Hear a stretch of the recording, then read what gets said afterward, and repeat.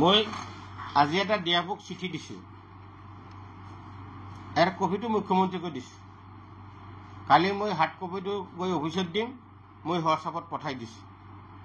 ইয়াতে মই স্পষ্ট লিখিছোঁ কেম্পাছ ছাৰ্ভেটো কৰিব লাগে।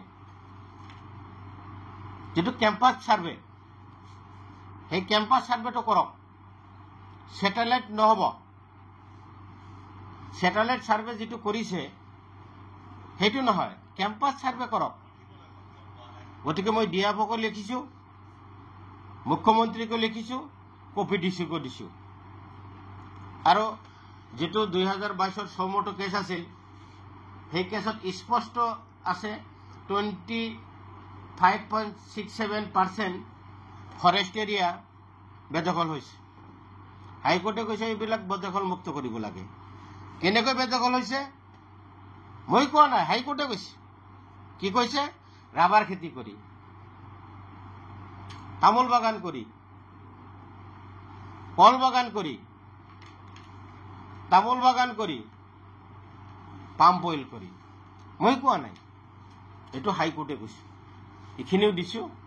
গতিকে হাইকোৰ্টৰ যদি অৰ্ডাৰ ফলো নকৰে, হাইকোৰ্টৰ অৰ্ডাৰ যদি ভংগ কৰে, আমিতো কোৰ্টত যামেই, কোৰ্টক অৱমাননা কৰা বুলি। এইবিলাক এটাৰ পিছত এটা কেছ হৈ থাকিব। এতিয়া এটাৰ পিছত এটা কেছ হ'ব, গভৰ্ণমেণ্টে জবাব দি থাকিব। মই আজি এটা দিয়াপক চিঠি দিছোঁ। ইয়াৰ কপিটো মুখ্যমন্ত্ৰীক দিছোঁ। কালি মই হাৰ্ড কপিটো গৈ অফিচত দিম, মই হোৱাটছআপত পঠাই দিছোঁ। ইয়াতে মই স্পষ্ট লিখিছোঁ কেম্পাছ ছাৰ্ভেটো কৰিব লাগে। যিটো কেম্পাছ ছাৰ্ভে, সেই কেম্পাছ ছাৰ্ভেটো কৰক। ছেটেলাইট নহ'ব।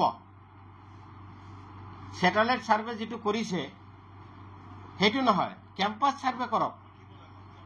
গতিকে মই ডিএফঅ'কো লিখিছোঁ, মুখ্যমন্ত্ৰীকো লিখিছোঁ, কপি ডিচিকো দিছোঁ।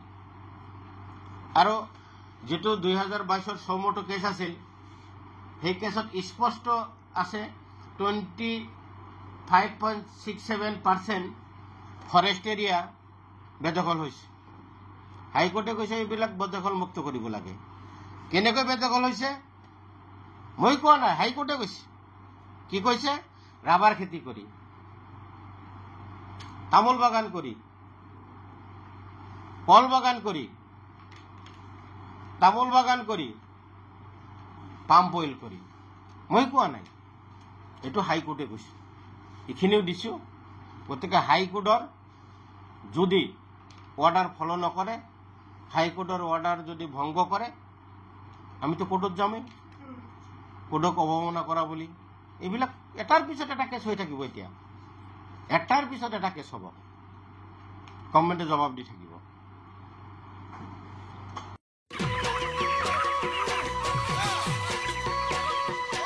অতি কম দিনতেই একোটা এনেকুৱা হৈ যায়। মই যে বিয়মৰ দানা খুৱাওঁ, আপোনালোকেও বিয়মৰ দানা খুৱাওক আৰু কম দিনতেই অধিক মুনাফা লাভ কৰক।